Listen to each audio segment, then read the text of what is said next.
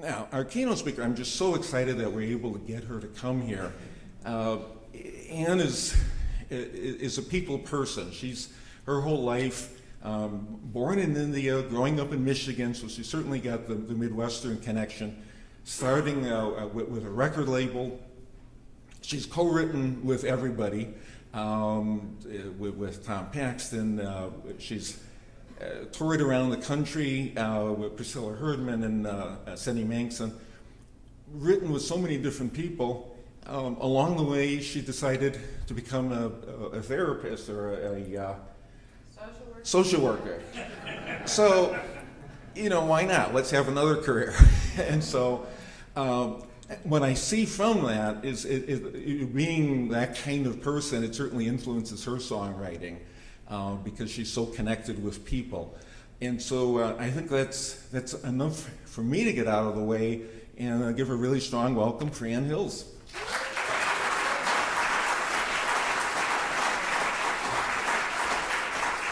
Thank you.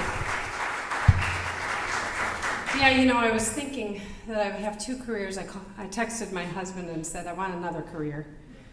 I'm really sick of this. I want to be a stand-up comic.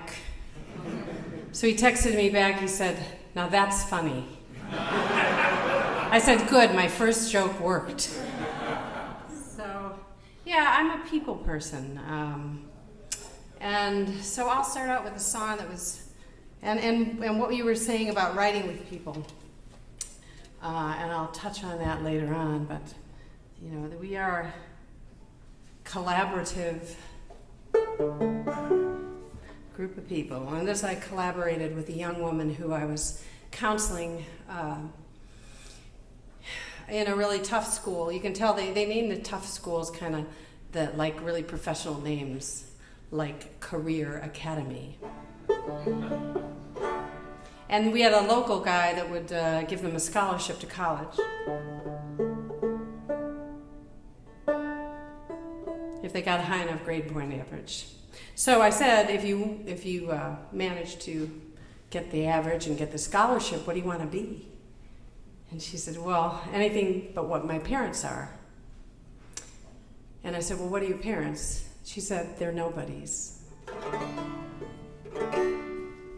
I'm nobody, don't ask my name. It's nobody's business, nobody's to blame. And I'll be nobody, whatever I do. 'Cause my mama told me, my papa told me, and they ought to know, 'cause they're nobodies too. Well, I'm nobody, and I don't care if you look in my eyes, you see nobody there. And nobody bugs me, but you know who. My sisters told me, my brothers told me, 'cause when they get mad, that's what nobodies do. When you nobody, no reason to try, no why worry, life passes you by, and there ain't nobody worth listening to, 'cause nobody knows what you're going through. Well, I'm nobody, and I don't vote. I bought nobody's dream. I rock nobody's boat. If I disappeared, hey, nobody would know, 'cause the TV makes clear politicians don't hear. So I'll go, my dear, where nobody can go. And when I sing, nobody knows the trouble I've seen. And I'm nobody's baby, I know what I mean. I'm nobody, and who are you? Emily Dickinson asked. She was nobody too. Or are you somebody, somebody to see that nobody is better, nobody could be, and nobody's perfect, nobody. And when I sing, nobody knows the trouble I've seen. And I'm nobody's baby, I know what I mean.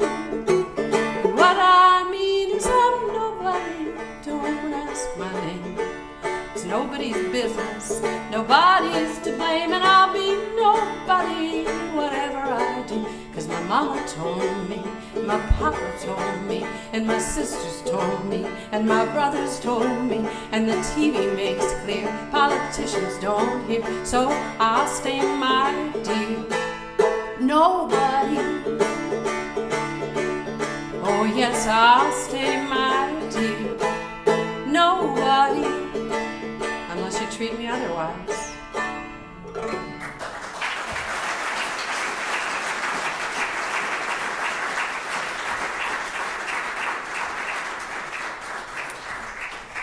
Thank you. So I'm grateful to be here. I've been working on this keynote speech, so I'm going to look at it. Okay, if that's okay with you. I will stick things in, and I will also ask you if there are questions at the end. You know, like, why did you decide you could do a keynote address, Anne? Feel free to give me that. But I am here, and I understand part of being a keynote speaker is that we're talking about why we're here. And it seems to me the introduction that we had from the very how to get the most out of your time at Farm was a great introduction. It really sort of shifted how I felt. The idea of community and connection. And we're here to celebrate our community's love of this music, of folk music. And the music we love came from that need to communicate, a need to feel understood. That young woman needed to feel understood. She needed to feel like she was somebody. She needed to feel like someone was listening. And I think that's how anybody who comes to one of these things feels. Any human being feels. We want to feel like somebody is listening to us. And it is astounding how that changes how we feel about the world, ourselves, and other people when someone listens. And Sally Potter mentioned it's about connection, and singing together connects us, and sharing ideas connects us. And I feel like this music is the workhorse for the common good. That's how I see folk music. Folk songs, the words and melodies are like a rolling river that hold our history, our collective memory, and sing our dreams and hopes into the future. I love that I can sing something that was shaped into being decades ago and yet feels current. I love picking up someone else's song and sharing it with others. I love to sing, love to write, and I know beyond the shadow of a doubt that singing the songs, the great songs of other people, the songs from tradition, that I've become a better singer and a better writer because of it. So part of what I want to say tonight is let's lean into the tradition. Lean on the tradition. Lean with the people who have used this music for all the things it's been used for. And the reason I know this is because Nobel Prize-winning songwriter Bob Dylan sang songs from tradition, lifted melodies and lyrics from tradition to strengthen the thread of his own brilliant imagination. I know this because T-Bone Burnett's richly traditional soundtrack for Oh Brother Where Art Thou reached out and snagged a new generation of musicians. And I knew it because when I read Sing Out magazine, dedicated to folk music and song, I always find powerfully moving songs from the past, the present, songs from other cultures and communities around the world, sitting side by side in a community of songs. I listen and read and am reminded of folk music's well and how deep it is, beginning with the first people to walk the earth, whose music was drawn from their environment and the rituals of their daily lives. Drums and flutes, rattles and drums and flutes and the human voice. Folk music is utilitarian. It is meant to be used for working, courting, grieving, celebrating, organizing, protesting, entertaining, or soothing children to sleep. It may be that a lullaby was the first folk song sung, calming both the baby and the mother. As Randy said, I was born in India, and so some of the voices that I first heard were speaking in Hindi. And the ayah, Pulbadi Bai, who held me while my mother took care of the other older girls, would sing a lullaby that went something like, Nina Baba Nini, Makaroti Nina Baba Gia, Makaroti Hogia. Sleep, baby, sleep.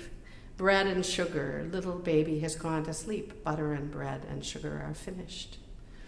But folk songs are also made for you, like I said, for use. So sometimes the baby won't go to sleep, right? And I remember Cindy Manxon singing the hostile baby rocking song that she learned from Rosalie Sorrell. So I'll sing you that one. This is the day we give babies away with a £1/2 of tea. If you know any ladies who want any babies, just send them around to me. Yes, this is the day we give babies away with a £1/2 of tea. You open the lid and out pops the kid with a written guarantee.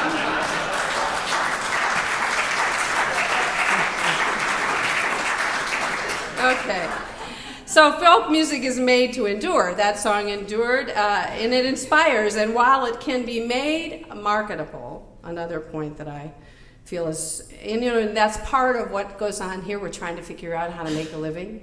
While it can be made marketable, that is not its reason for being, right? That's not why it's in the world. It is the we music rather than the me music. That's how I think of it.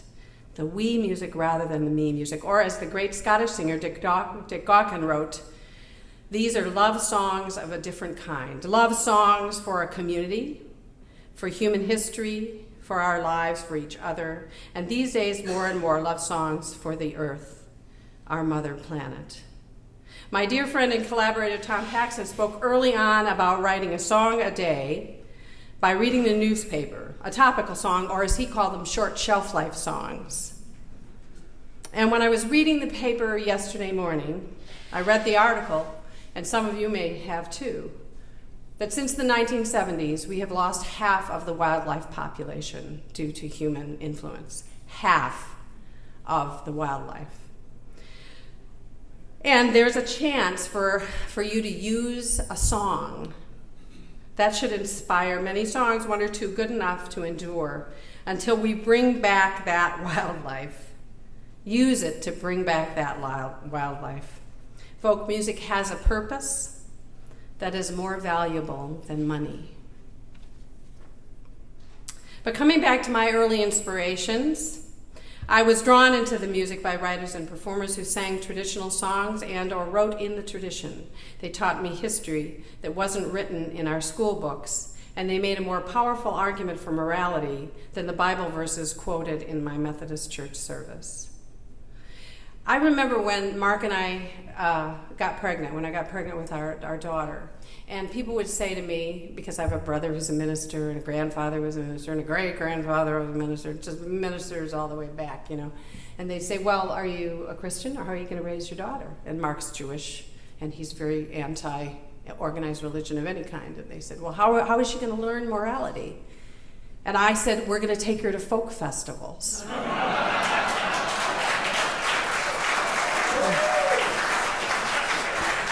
Because we are a community that does exactly what the Republican Party doesn't want us to do, right? We welcome everybody. We do not make fun of people, right? And some people will come to a festival, they go, there are a lot of weird people there. Yeah, there are people. Those are my people. You're darn right, there are a lot of them. So, and mostly these folk songs do it by telling me other people's stories, by pointing my lens toward the horizon and entertaining my imagination with other people's realities. These songs made me fearful and concerned with things outside of myself, and made me sad in ways I couldn't quite comprehend as a 12-year-old girl. I just knew that they drew me in. Those stories pulled me in and took me outside of my realm of privilege and challenged my knowledge, and they still do. When I was growing up in the Methodist Church, we had a very active Methodist youth fellowship, and I lived in Berrien County, Michigan, which is sort of the fruit belt. That does I can't help it. When I say the fruit belt, I think of Carmen Miranda. No, it's not. It's Michigan with cherries. But we would go out to the migrant center. There was a migrant center, and at that time they were not required to have porta potties in the fields. So, and the only time you could get out of the sun, the migrant workers could get out of the sun, is if they came into the migrant center. And that was our opportunity, and my father, who was a doctor, his opportunity to give shots, to make sure the kids were okay, make sure there weren't any issues. They got clean clothes, they got cleaned up, and the parents got a break from trying to do the hard labor in the orchard or in the fields and take care of a child. So, and then years later, remembering that, I would write a song, Shadow Crossing the Land. And I remember it was one of the first ones that I was writing. And at that point, I was about 25, 26 years old, working with Tom Paxton and Bob Gibson. And I was just in awe, of course, of Tom Paxton. And I remember I still have the original sheet of Shadow Crossing the Land, and he changed something into the cottonwood trees. So I have to give him, I should give him a co-write, but I'm not in Nashville, so to hell with him, Anyway, so I feel like, and later I got to sing that on Studs Terkel's show on WFMT. WFMT Midnight Special was one of the things that got me more and more interested in this. I had started in my when I was probably 10 and 11. We would do songs around the piano. My mom was a piano player, and so my dad and I and everybody in the family sang, and she would play things from different books, some Broadway shows, but there was a wonderful book of Irish English ballads, and my father and I would do, "Oh, no, John, no, John, no, John, no, my father was a Spanish captain, went to sea a month ago, I'll go." No, anyway.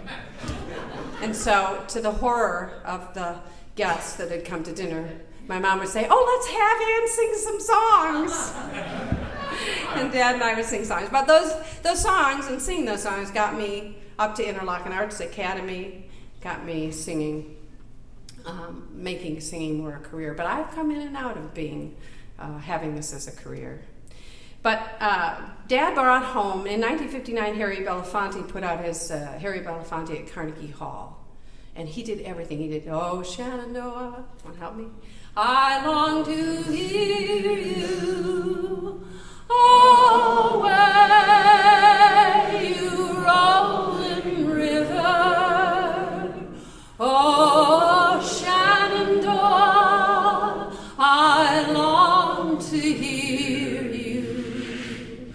Away, I'm bound away, cross the wide Missouri." And then he brought other great Caribbean songs. My favorite one was, "That's right, the woman is smarter, that's right, the woman is smarter, that's right, right? So those of us, and he brought home Simon and Garfunkel. My dad brought home a lot of really great music, but it was Mom who would play the piano, who would get me out there singing, and I did theater in my small town in Michigan.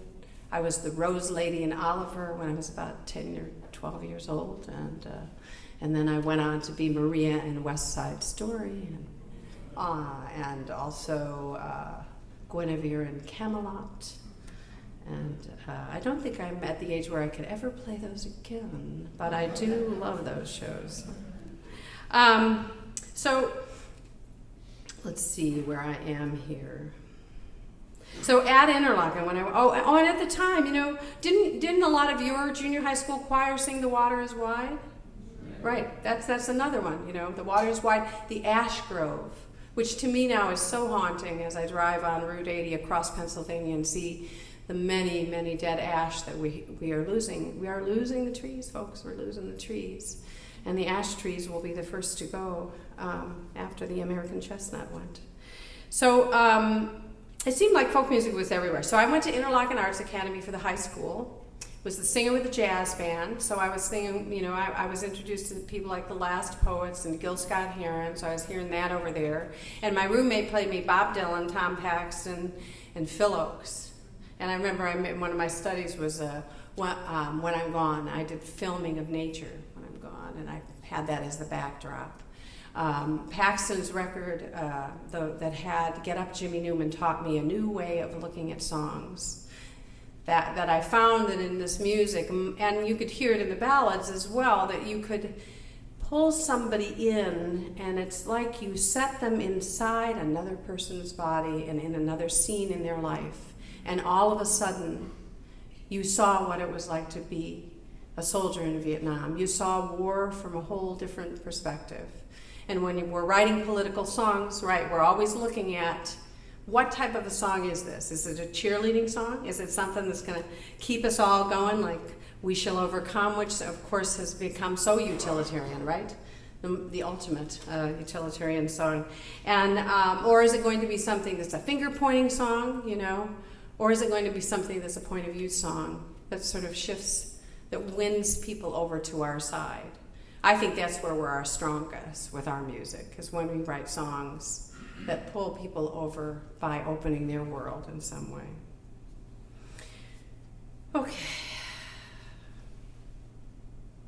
Now, the other thing that people will say is, you know, the revival, the folk revival of the 60s kind of ruined folk music. And what I would say is, that the popularization, you know, what they were trying, I think it was good and bad, in other words.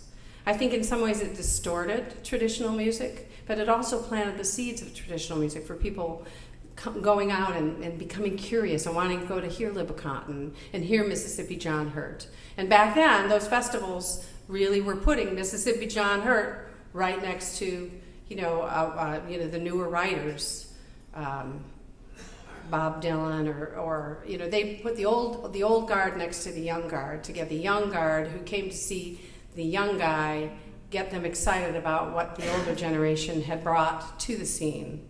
So there were a lot of good things that happened out of it.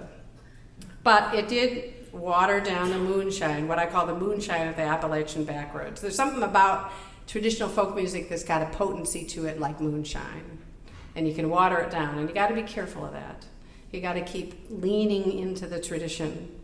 And I may do a good job of that sometimes and not others. I remember Jan Berta played me, my husband, as I like to call him, who built both of these guitars and who founded the Hogeye Folk Center up in Evanston, which is still around with Jim Craig at the helm. And Jan wanted to really teach me about American traditional music, and he did. And he played me the Watson Family. How many of you have heard the Watson Family record, right? I listened to it and was amazed, a little bit scared. I hadn't heard such rough voices before. And I came to have tremendous respect and gratefulness for the people who have held traditional music alive. So I'm just going to do a couple more thoughts. So what I wanted to say was, besides that, the first time I heard Tom Paxton, he was opening at Ravinia for a big star I'd never heard of, Bonnie Polak. So I went, and I hadn't met Tom yet. I'd come into Chicago to go to Ravinia, and I sat kind of back, I don't know, about 50 rows back, and he sang his song, "Here's to you, my rambling boy," and I sang harmony, and he leaned out after the first chorus. He says, "That sounds great. Let's do it again." And I thought, he heard me. What an idiot I was. Oh, well. But later on, he did hear me. It was something that was great. And later on, I moved into Chicago, and we had that great scene of coffee houses on Lincoln Avenue. I wish that scene for all of you. You could walk up Lincoln Avenue from the Bulls, which had mostly blues, and you could walk on up past Orphans, Somebody Else's Troubles. If you didn't find what you liked there, you could go a little bit west to the Old Town School of Folk Music, which always had concerts going on. Or you could go south to the Loop, where there was the Barbarossa, which had a 4 o'clock liquor license, which meant that when we got our $25, to alternate 45-minute sets with whoever else was on the bill with us. And lucky for me, and Jan, it was like Art Theme and Fred Campo and Jim Craig and all these really wonderful performers. So what I'm talking about really is more about making a life of folk music than making a living from folk music. It's not that I haven't made money from singing. I have. I've been very lucky. And that's what I would call it. I would call it lucky. I've worked hard, but I've been very lucky. I was born into a time and went into Chicago at a time where people could hear me that had the ability to lift me up. And I do believe that it's my obligation to also do that for the young performers coming up now. But I was waiting tables and, you could afford an apartment. Young people now don't have that choice. I know, I work with them. They have $100,000 in debt from colleges, and they have to worry about making enough money to pay their bills. So more than ever, they need you to say, sure, open up for me at a show. Sure, come, or take the time. Let me hear what you've written. Yeah, that sounds great. I'm enthusiastic. I feel not you younger people in the audience have to do that, but I think that I have to do that for others and we on the scene have to do that. But because this has been an incredible life, I'm grateful for this life. So I went down to Kerrville. Bob Gibson took me down there to Kerrville, and I heard songwriters, and that gave me inspiration. And I came back the same year I came back. John Ems had written Two of a Kind, and I recorded it, Bill Staines recorded it, and Chuck Pyle recorded it the same year, because we all heard it down at Kerrville. I was there at the last campfire with Stan Rogers and he stayed late and took a later flight from his brother Garnet because he wanted to stay and sing till 5 in the morning around the campfire. Imagine that. And I met Mark Moss, my husband. And it would be true to say that without his knowledge and his inspiration, a lot of things like Never Grow Up, wonderful, Never Grow Up, Never Grow Old, some of my projects would never have happened if it weren't for him. I guess my final thought about folk music is that it's a result of a distinctly individual and yet collaborative process. Besides the listeners, who are the final editors, telling us what moves them most, showing us where our gift shines, we have our friends and family that encourage us. There are so many people who have been my collaborators, sometimes without their knowledge, but often through projects. And as anyone knows, and anyone who knows me knows, I love projects. And I like specific directions, though I wouldn't follow the directions and follow that road. I don't know where you'll end up. I remember one time driving to Winnipeg and I ended up in a field. It's kind of interesting. The cows kind of gathered around me. It was lovely, but don't follow those directions. But so I've worked with a lot of different people, and let me see what else. I almost am afraid to not mention all of the people who've given me things. There's another paragraph in here that I wanted to say. Are you serious? Are you serious? Thank you. See, helpful people. That's what you are. I'll just say it. Because I feel like I wouldn't be here. Everything about this music is collaborative in the sense that we wouldn't even be here without all the volunteers, without all of the people who bring us together and bring their ideas. There are people who are volunteers here who can play guitar way better than I can play guitar, or banjo better than I can play banjo, or can write songs, and they can write songs for members of their family or their community that can mean more than if Bob Dylan wrote the song, because they know their community and they know their family and they know their friends and their loved ones.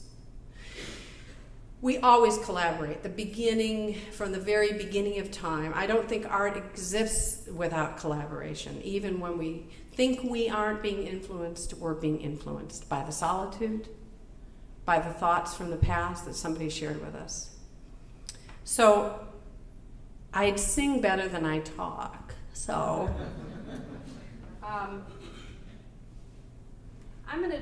what I'll do is a familiar song to some of you. This was a good example.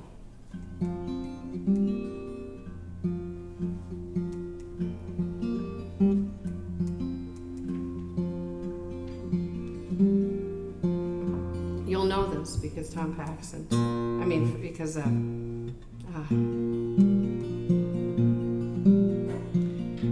come to me. Tom Rush did this song, made it popular, but it's a true song. Took place down in the islands, and when I had to start relearning all my songs and open tunings, this one just kind of came naturally. Cindy Mangson used to play it. Good political song for right now. I think politicians can leave. I hear a lot of people say, if Trump gets elected, I'm leaving the country. Other people say, if Hillary gets elected, I'm leaving the country. Well, the people I work with every day, or 3 days a week, they can't go anywhere. They take a bus, sometimes 3 buses, to get where they need to go, to even find a grocery store. Cane standing in the field, getting old and red. Lot of misery in Georgetown, 3 men lying dead. Joshua, head of the government, said strike for better pay. Cane cutters are striking, Joshua gone. Joshua gone Barbados, staying in a big hotel. People on St. Vincent, many sad tale to tell. Sugar mill owner told the strikers, I don't need you to cut my cane. Bring in a bunch of tough fellas, strike be all in vain. Yeah, bring in a bunch of tough fellas, bring them from Zion Hill, bring them in a bus to Georgetown. You know somebody will get killed. Sonny Charlie overseer, I swear he's an ignorant man, walking through pistol in his hand. Joshua gone Barbados, just like he don't know. People on the island, they got no place to go. The police giving protection, new fellas cutting the cane. Strikers can't do nothing, strike be all in vain. And Sonny Charlie cursed the striker and waved his pistol round. They're beating Sonny with a cutlass, lead him to the ground.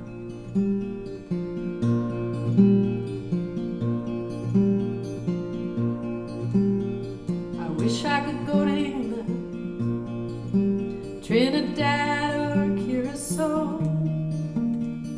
People on the island, they got no place to go.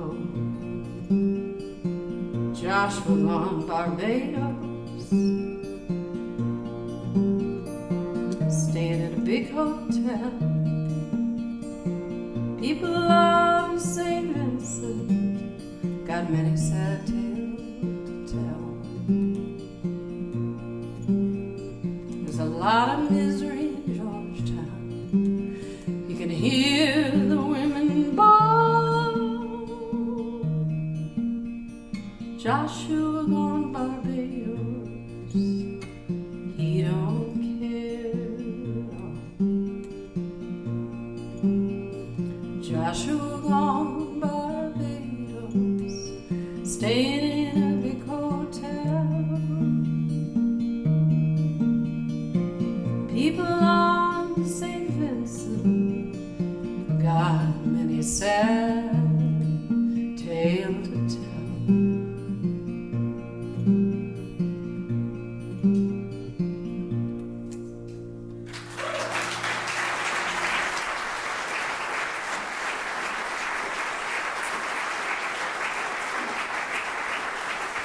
Thank you.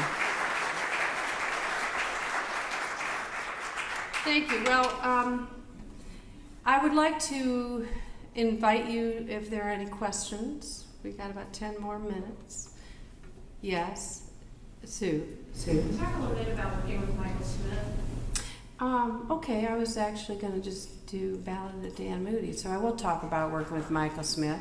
I came, for those of you that don't know who Michael Smith is, he's a wonderful writer from Chicago, but he and Barbara Barrow, his wife, moved to Chicago the same year that I moved into Chicago. And then I had been singing his songs from when I was 19, from listening to Stevie Goodman do Dan Moody, which is the Ballad of Dan Moody, or Roving Cowboy, he called it, and Dutchman.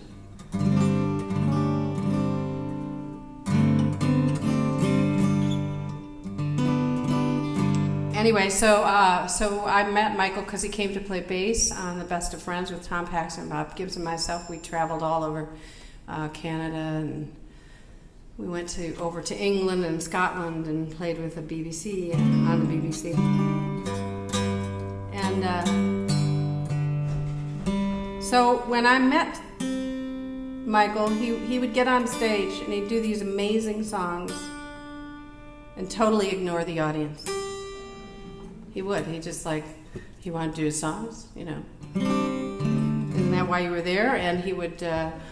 So I started going in here, and I said, do you have anything of your? And he had a couple. He had Mickey and Babs Get Hot that he'd done with Barbara years before, and they had also worked on a sort of a rock and roll record that didn't recently, and so he was probably a little burned by the industry, and so I said, well, I'd like to produce you. So I went to Flying Fish Records, and I did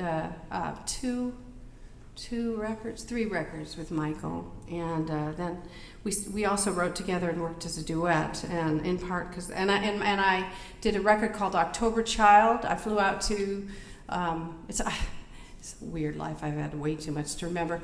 I flew out to L.A. at Jackson Brown's studio. There was a label called Silver City Records, which was later I found out, well, they were very unscrupulous, so I ended up, so I flew out to L.A. Peter Erskine, who is my good friend, jazz drummer, one of the top jazz drummers in the world since high school, good friend, we've co-written songs. Produced the record. He got Vince Mendoza, who did Joni Mitchell's recent, her orchestra record, beautiful arrangements, and he did Mary Chapin Carpenter's latest record. Vince is an amazing arranger, and he arranged these songs, Michael's songs, for this record, October Child. Okay, so we're out there, and Michael came out too. It was great, and working in Jackson Brown Studios with top LA session guys, right? I got to sing the songs twice through because then my manager at the time said, I'm coming with the checks. I'll be there tomorrow. And he didn't come. I'm coming there tomorrow, and slowly we found out there was no money. So I borrowed money on my American Express card. Thank you, American Express, my one good thing I can say about them, and paid for everything, and for 2 years was trying to figure out what can I do with this. Nobody could put it out. I paid for it, but I didn't really own it because I had a contract, but they disappeared. So finally, 2 years later, Flying Fish put it out, And that year, Michael Smith, the big Christian rock star, had his hit. So there was just no way this record was going to not get, oh, Michael Smith, oh yeah, I love that song, you know. No, that's not the Michael Smith, it's a different Michael Smith. So working with Michael is a collaboration. You know, when I work with Michael, we've written probably 5 or 6 songs together at least, and he wrote the music for Opal Whiteley, the words of a 6-year-old girl, a nature diary that I did, and he's just always he always comes with such rich ideas. He's easy for me to work with, and does that answer your questions? Okay. You didn't say yes, no. Any other?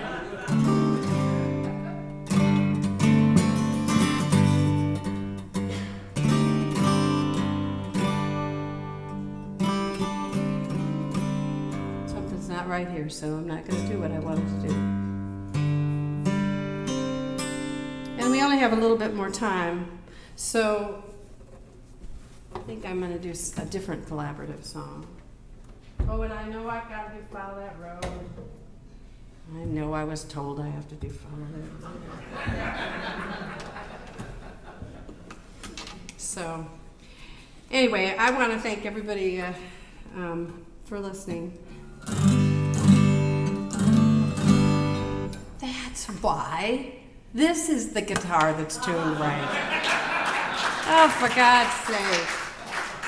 All right, I'll do the Michael Smith song.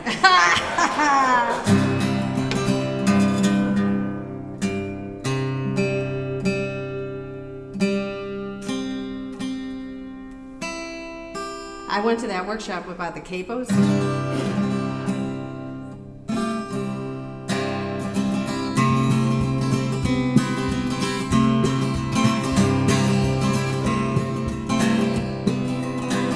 It's kind of clangy, isn't it?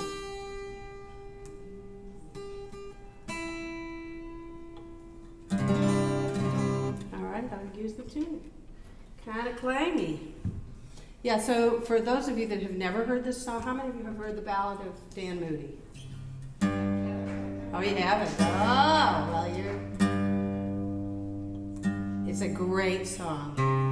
And I can't believe he wrote it when he was so young.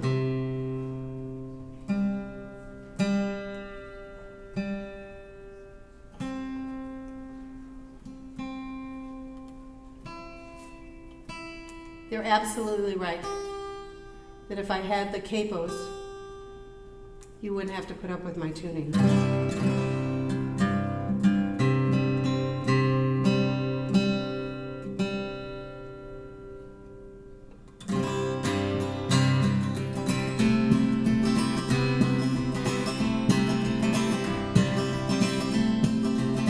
He used to be a rolling cowboy, used to be a rodeo cowman. He tried to rob the Kansas Railway, along with 2 other friends of mine. I said, for God's sake, do not do this. They put it off for quite some time, until the 12th of January.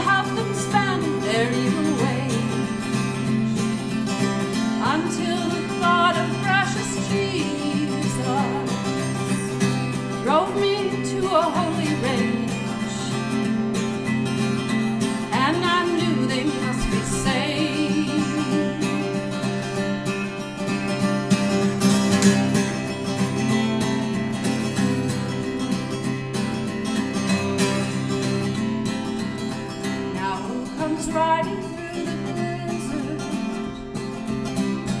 Who comes riding through the wild deep snow? Some sheriff's deputies seeking shelter and information about them free rodeo chums. I did not know that they'd be sleeping, that they'd come out with guns of fire, and that all three was to be murdered. This was never my desire. This I swear I did not know when I told the posse where to go.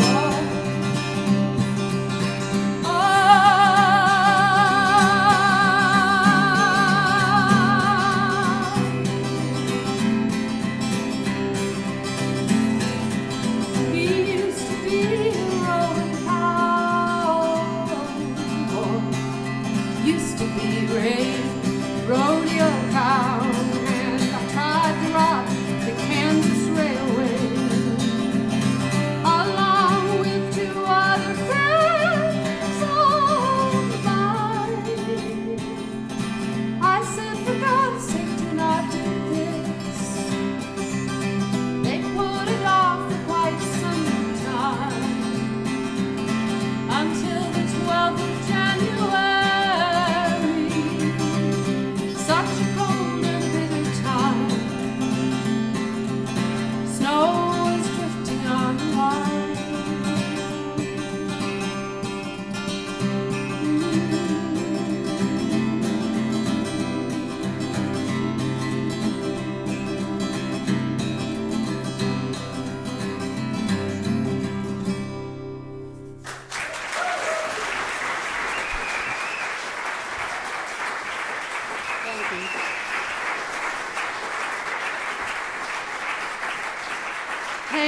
Thank you.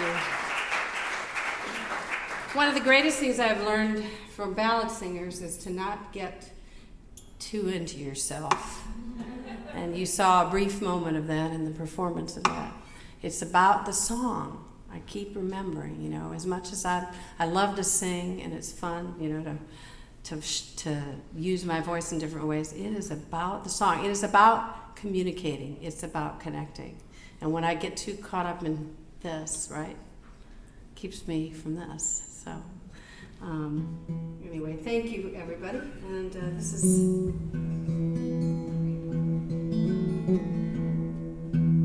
I wrote this song at a Detroit festival.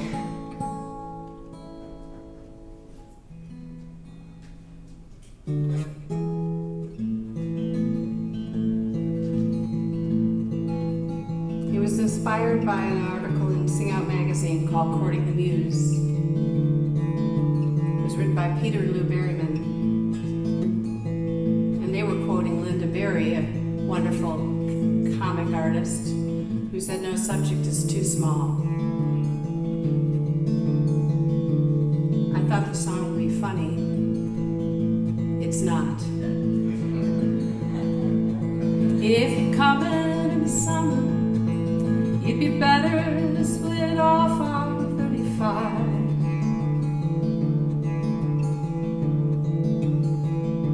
There's the Starlight Drive-In movie on your left, just beyond the county line.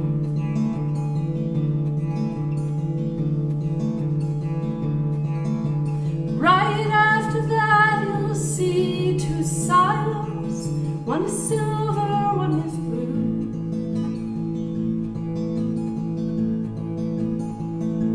About a quarter mile further, make a left on the Highway 42.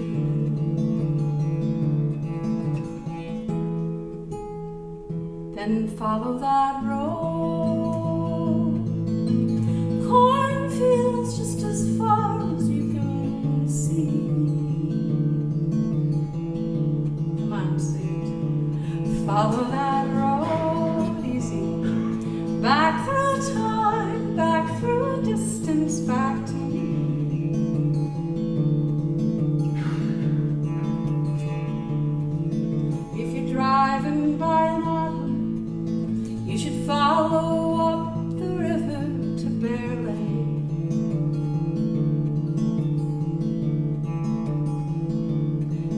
the time to see the colors. There's an old covered bridge you'll want to take.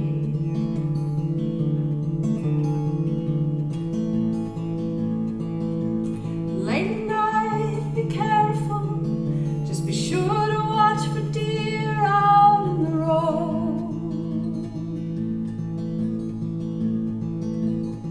And if it's early in the morning, sometimes it gets foggy. Take it slow. Oh, but follow that road. Sugar maples far as you can see.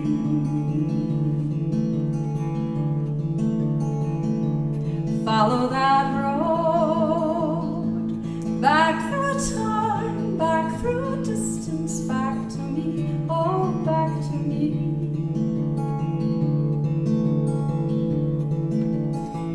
Get the notion in December to drop by for just a day.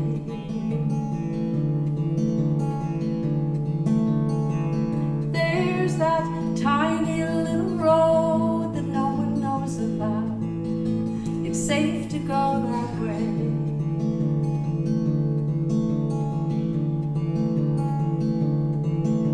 It's up between two fields, so the sunlight melts the ice by afternoon.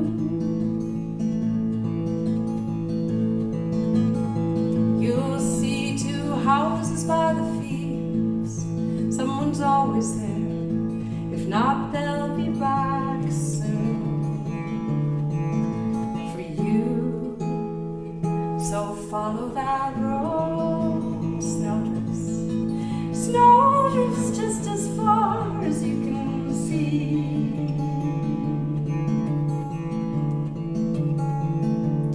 Follow that road, back through time, back through distance, back to me. And you'll remember in the springtime how the puddles look like pieces of the sky.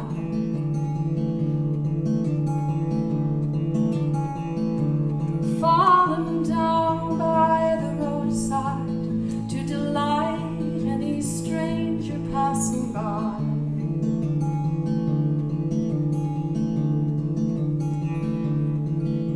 The softness of the grass on Raven Hill, where we counted stars all night.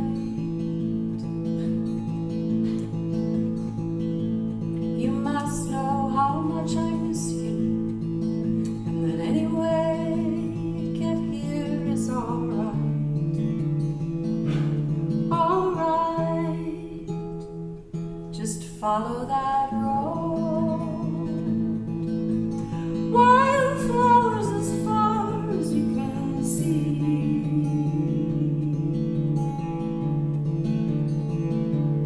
Follow that road, back through time, back through distance, back to me, oh, back to me. Just follow that road.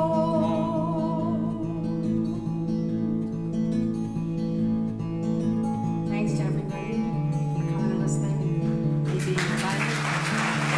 Have a great time.